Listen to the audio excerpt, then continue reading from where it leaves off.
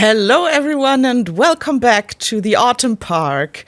It is daytime and no more horror stuff. It's just a lovely morning. This is the horror part I have been building so far.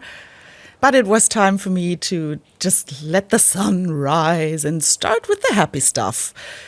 Today, I thought I would do something that I did for myself on a little park I was building on. It happened by accident, but this time I'm going to do it on purpose, which is building a working staff section in the middle of the park. Now, working staff section, I mean, let me mark down where I want to put it first. It's going to be quite big. What I mean by working staff section is that, of course, it is pretend, but in this park, it's also functional because I have hunger turned on. So our carnivorous dinosaurs will need to have refills on their feeding platforms. And but this is also something nice to build when the needs are not turned on, the dinosaur needs, because it adds a lot of realism to your parks. And it's backstage, so there is no access for the people, for the guests there. But still, as I said, I did this by accident. It sort of turned out this way in a park that I was building for myself. And I liked it so much that I think I'm going to incorporate this in a lot of parks I'm going to build from now on.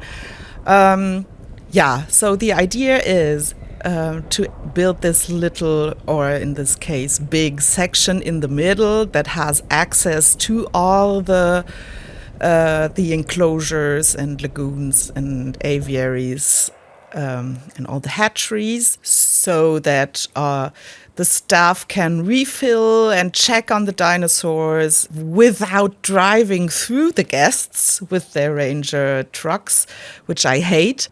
Because I, for one, wouldn't want to be driven over a ranger truck while visiting a lovely dinosaur exhibit. So I'm creating these backstage passes, streets, paths, and I'm going to fence them in so that really no one has access from the outside, and also to make sure that my rangers are not going to drive through the guests because they are lazy and always looking for the shortest route to their destinations, which is something that I'm not going to allow.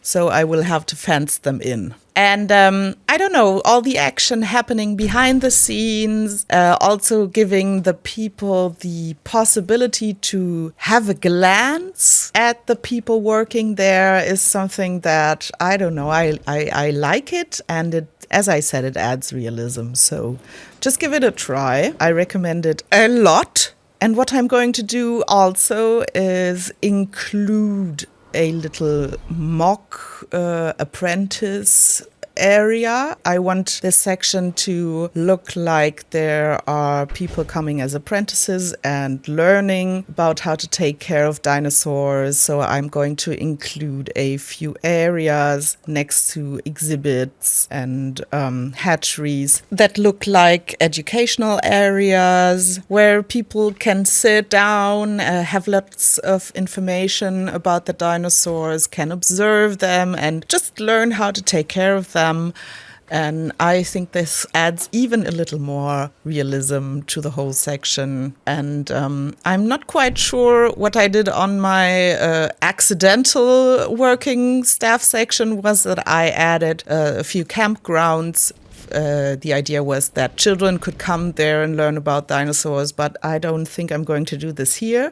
But I really like this idea also, so feel free. You can do with this whatever you want. You can even add real exhibits back there to pretend that there are dinosaurs in there that you are taking care of. I like to do this when I build a paleomedical facility or next to the ranger stations. I sometimes add a few small paddocks.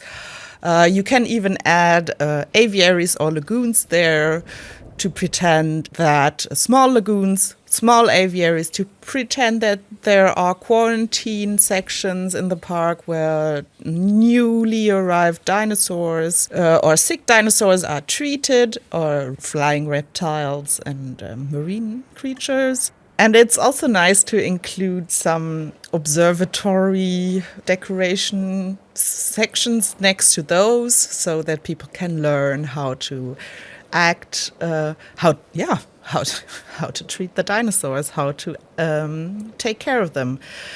Anyhow, this is what I'm going to do. I'm going to add a few buildings that look like this is where they are getting their education.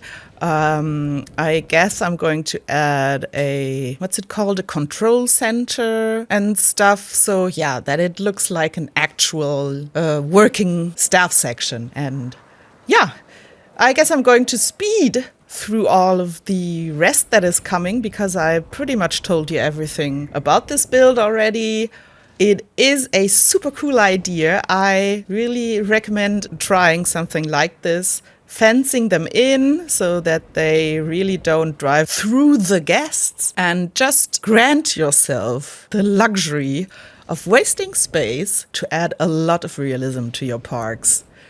So I'll just say, enjoy this video. I hope you get a few inspirational ideas from this. And be sure to subscribe if you haven't already. Leave a like or a comment. And yeah, I guess I'll see you next time. Thanks for watching and have fun with this build.